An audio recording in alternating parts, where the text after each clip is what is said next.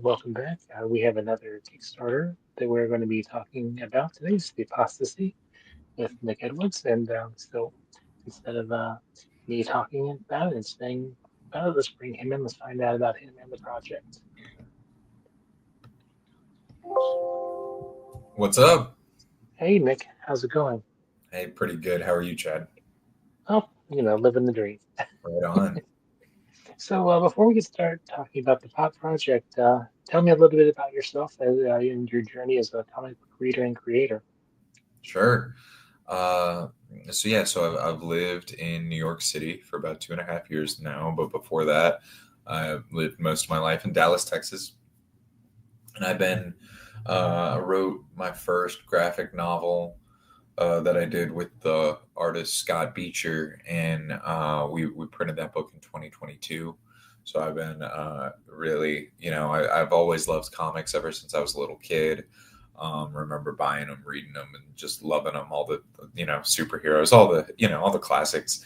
And I knew I wanted to make my own, and I've always had a long time love of writing as well. So then, when COVID rolled around, it just became some. Finally, I ran out of excuses and decided to actually make a go at it, and it's been really cool so far. This Kickstarter that we have going right now is my third successful one I've done, and yeah, it's been great.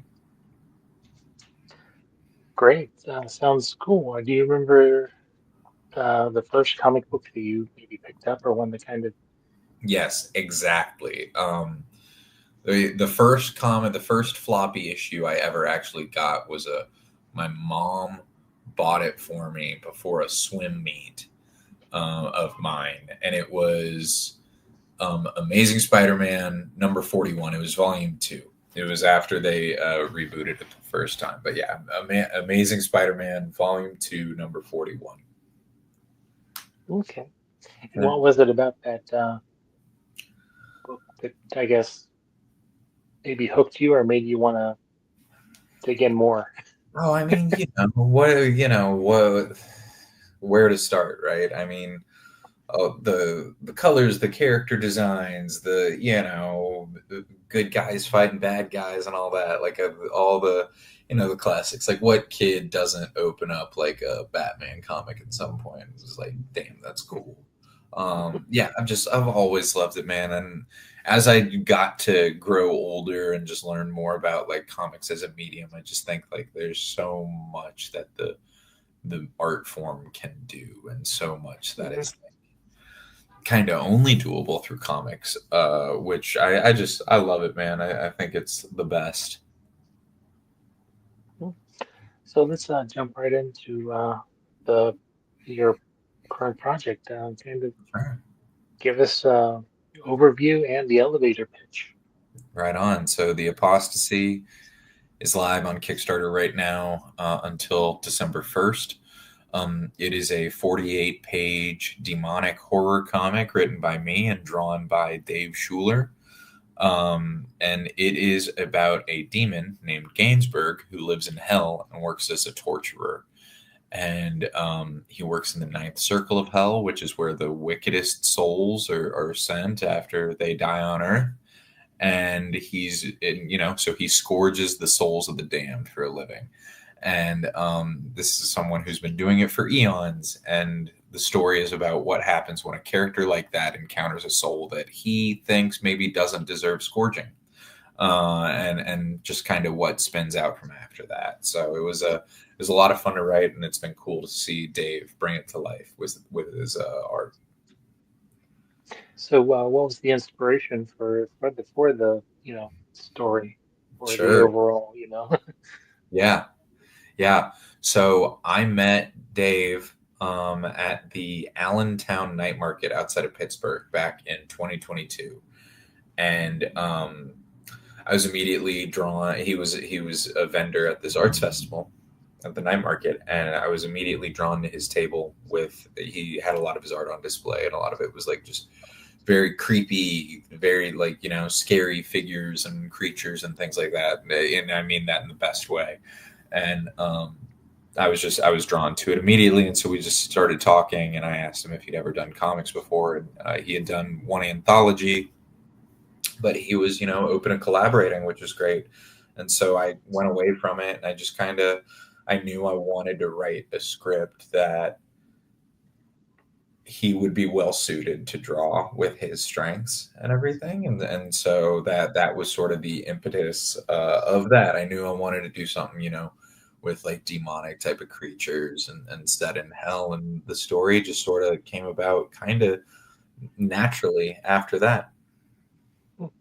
So is this a one and done? Is it a series that you hope to, continue on telling the story about? I'll never say we're never going to do more in the world of the apostasy. I think there are definitely some fun places that we could go in a potential sequel, but right now, really, we just it's been it's been a good long journey to get to this stage of printing this book, and so I'm just happy to have it in the world.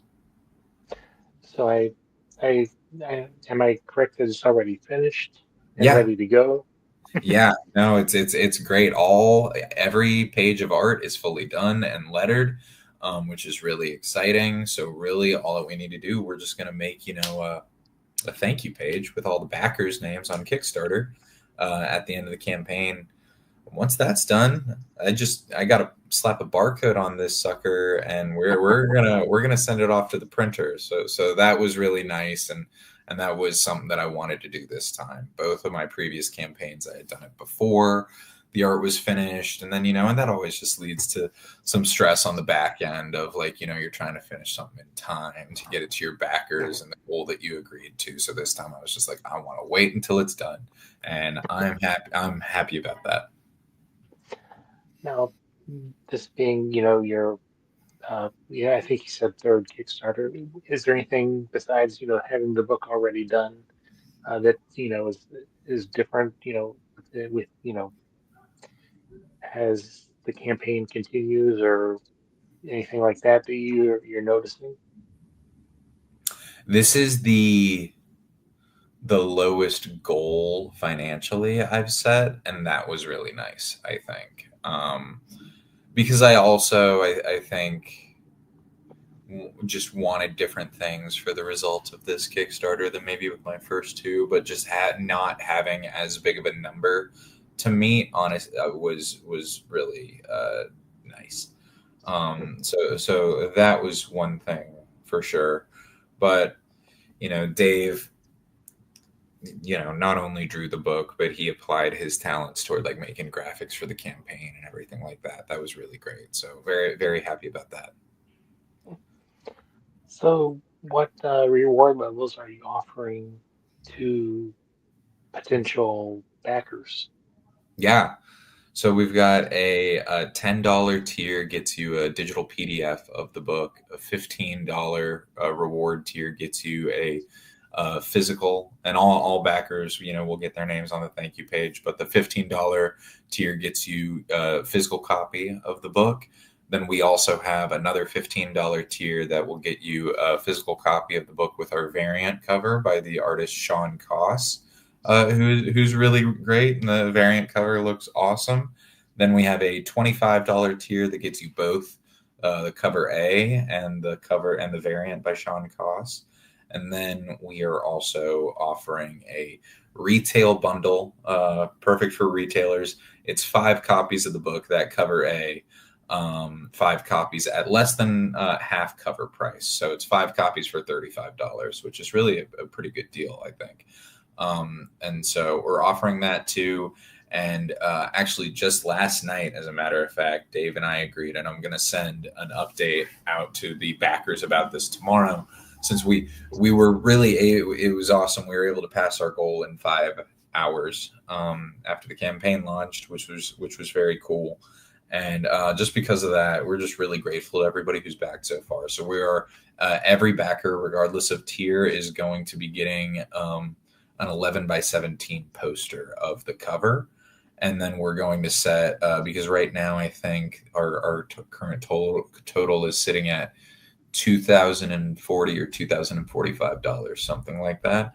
And I think we're going to set a stretch goal for 2,250, and if we hit that, then we'll do 11 by 17 poster of the variant cover as well, which is going to be cool. So the poster is just a way to say thanks, and if we start hitting another stretch goal, then we might figure out what to do after that. But I think that's a good place to start. So, tell us a little bit about your other books that you successfully kickstarted. Are they in the same vein as this one? Are they different? Yeah, they're both horror, but I think they're both pretty different from this book. So, both of the first two books I did together with the artist, my good friend and close collaborator, Scott Beecher. Our first book that we did was called Gator Man Kills. And it was like very much like an homage to like old school slasher movies. We try to pitch that book as like Texas Chainsaw Massacre meets Con Air. It's a lot of fun because both Scott and I are horror geeks and slasher geeks and things like that. And it's just a fun grindhousey book. Um, and then the second book that we did, we printed early last year, is called Stilettos, and that's much more of a contemporary thriller. We pitched that one as Hustlers meets the most dangerous game. And both books we had a lot of fun with. Scott is awesome. He's great at his art, but he's also just a really cool guy. We get along really well. So doing the Apostasy with Dave Schuler has been really, really great. But I love working with Scott too. Mhm. So, what is it about the horror genre that kind of appeals to you and makes you want to, dabble in it and put your own spin on it? Sure. I just really like it. And I guess like my whole I think creative ethos and the rule that I try to apply to anything that I make is I want to make a book that I would like to read, and Hmm. hopefully that resonates with somebody else too. I definitely don't believe anything like that my tastes are universal, but I try to craft a story or a book that I think if I saw it on the shelf I would be like, oh, I might be interested in that. And so that's probably it. Just adherence to my own personal tastes. I guess that's selfish, but that's it. No, no, I'm a it's huge not. I horror mean, geek. So yeah. so what are some of your favorite horror, I guess, movies, comics, books? Sure. Um, Stephen King's my favorite writer. I love him, love him, love him, love him, and I even love his like non-horror stuff, like The Stand, 11/22/63. Those aren't horror books, but those are amazing books. But like then you have his classics, right? You've got like Pet Yeah. Cemetery, The Shining, Salem's Lot, like the classics. He's the master. Um, I love horror movies. I love all the classics as well too. But there's been the past few years we've had some really great modern horror, which I really like. Some recent good ones have been for me within the past like 5 years or so. Um, there was X and Pearl, kind of a double feature by Ty West. I really like those movies. Barbarian a couple years ago, and then Weapons earlier this year were both really great. And then Talk to Me a couple years ago too was really really intense but really good. And like some of Jordan Peele's movies are great. Like Get Out. I actually have this paperback copy of the screenplay to Get Out on my bookshelf back there. Like Ari Aster's early stuff, like Hereditary and Midsummer, awesome movies. There's a lot of good stuff, man. I like a lot of it. So, which comic, are there certain comic creators that inspire your writing style or inspire you when you're writing? Oh man, I think one bit of inspiration that I took from it. So I'm a huge X-Men geek. Like when it comes to comics, like there are so many different series I've read, but I'm just like some of my all-time favorite comics are X-Men comics. Really, definitely my favorite of like the big two. and like superhero stuff. I love them.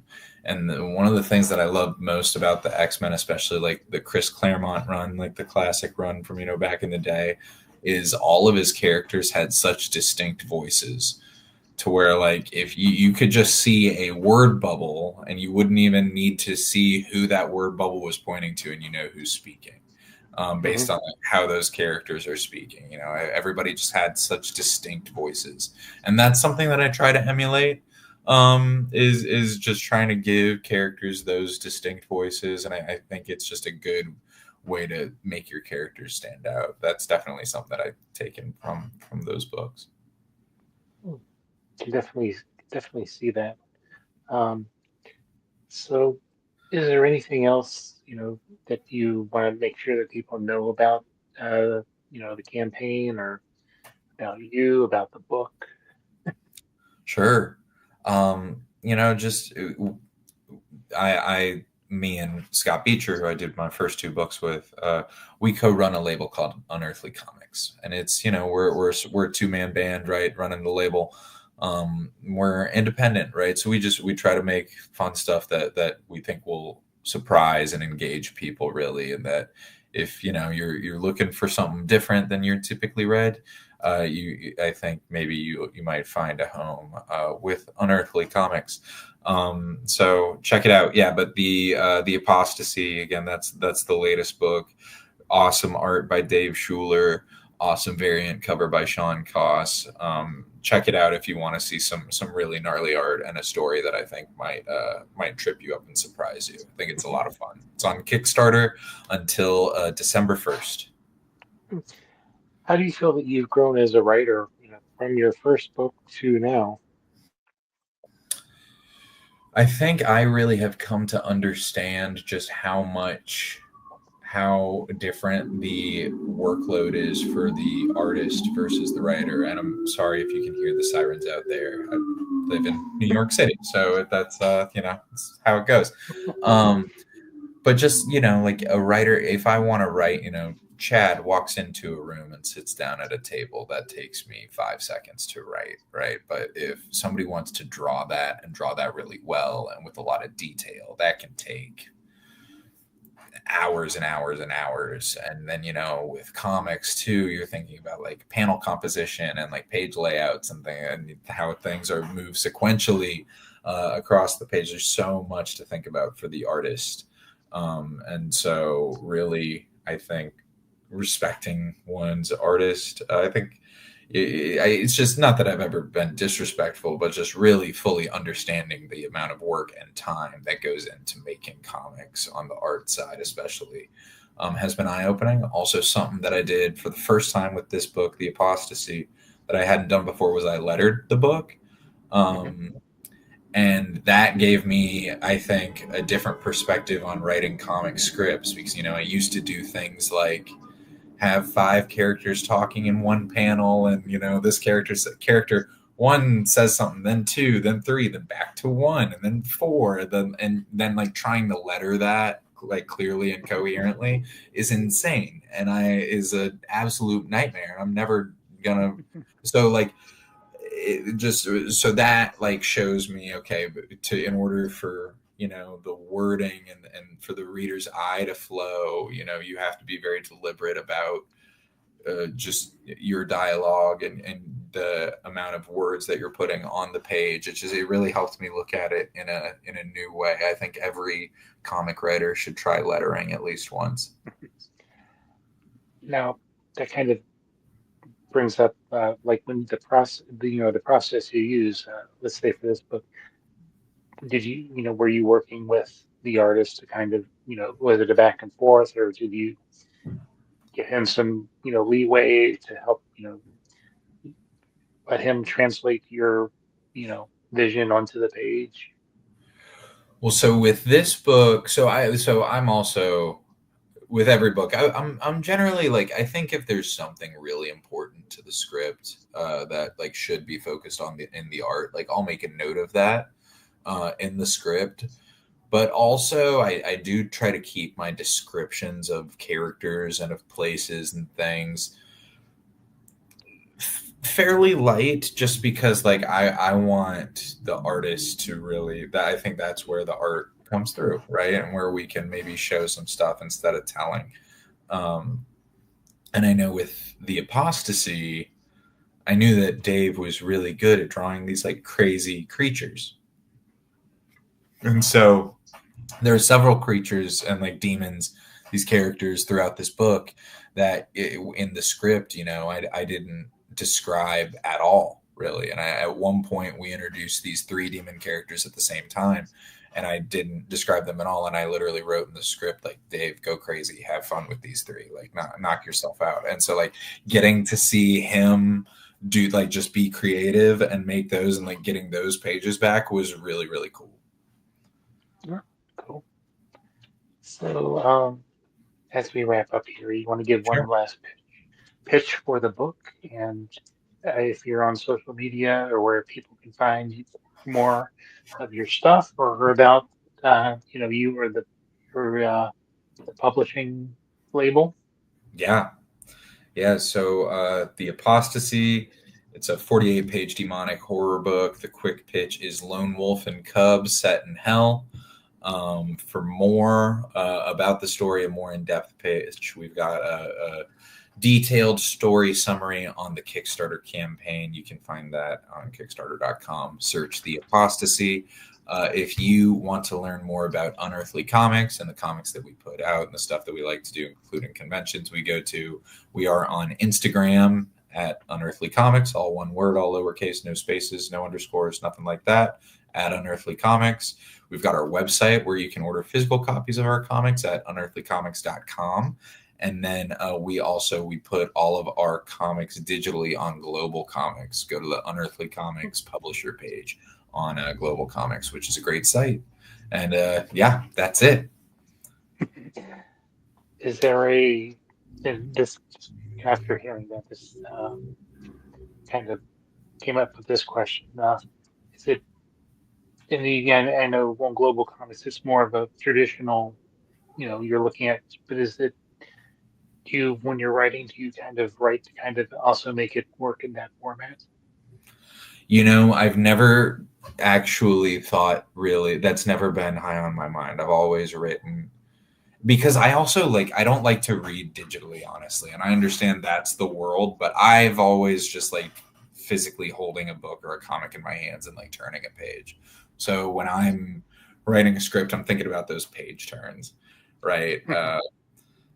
One of the best page turns that I've had in years, just real quick, and I know we're wrapping up here, but if you No, read, that's if you, well, if take you, your time because I, ask the question to and yeah, extending the.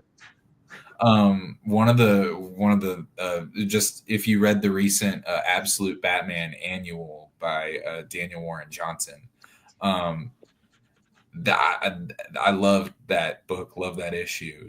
It was so good. But like, the moment everybody's been talking about where like you're on the page, the dude's throwing up his Hitler salute and he's saying like white power, he's getting ready to say white power. He's like white power. And then you turn the page and Batman's there and he's breaking his arm. Like that's one of those things that like you can only do that in comics with like that page turn and that moment right there. And like that's so cool. Like and so that and again, so unique to the medium, right? Like even like a cool shift in the movie, it's not just quite the same as that like page turn. And I go nuts for stuff like that. So that's sort of kind of been when I think about making a comic story, I'm typically thinking about a physical book.